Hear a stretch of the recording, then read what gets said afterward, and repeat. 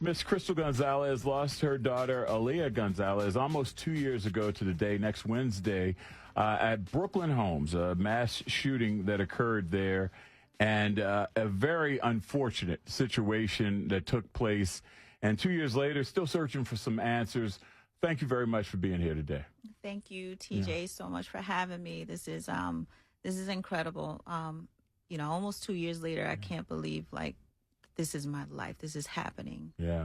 Hey, you've been doing some remarkable things in the community, still bringing awareness to what occurred to Aaliyah. Mm-hmm. First, how are you? And tell us a bit about Aaliyah. Well, I'm doing okay.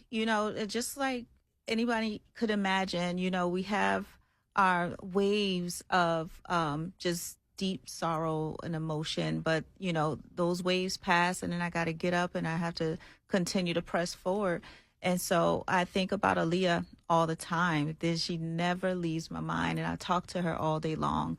Just like when she was here, right? I would get 10,000 phone calls from her, 50,000 text messages a day, and suddenly that was cut off from me. As a matter of fact, just weeks after she passed, my last text message went unanswered, and it says, "I missed you."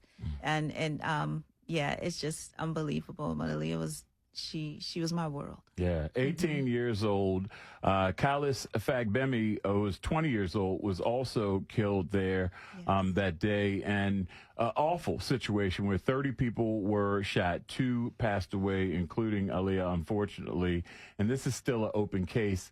Have you had conversations about this case over the past 2 years in progress? I know that there have been some arrests made for weapons possessions, but nothing for the murders that have taken place. Right, that's right. And I'm very careful. I know how vested the community is, and so I get a lot of the detectives that are working our case are very responsive. If when I call, they answer, or they'll call me back shortly. And I know that's not the case for many, but I'm pretty tuned in to the criminal case. Also, the caveat to that is I try not to stay so tuned into the criminal case because I need to let the people who have to work this case do their job. For me, it would drive me crazy. That's not my area, right? I can't function there. God doesn't put me in that position to focus on it. That would drive me nuts. Wow, that's amazing because that's tough for a lot of people. I lost my brother in 2017 to murder here in the city, and I was working for the BPD, and trying to navigate that and stay away and not get involved is tough enough. And for you to be able to do that in just 2 years removed and for it to be an open case is pretty unbelievable. So how do you do it? How do you do it every day? Because I see all the work that you're doing, and we'll talk about what you have going on next week in just a bit. But what keeps you motivated and moving with the grief that you had? I mean, we saw the unfortunate video, I believe you going to the scene at Brooklyn Homes.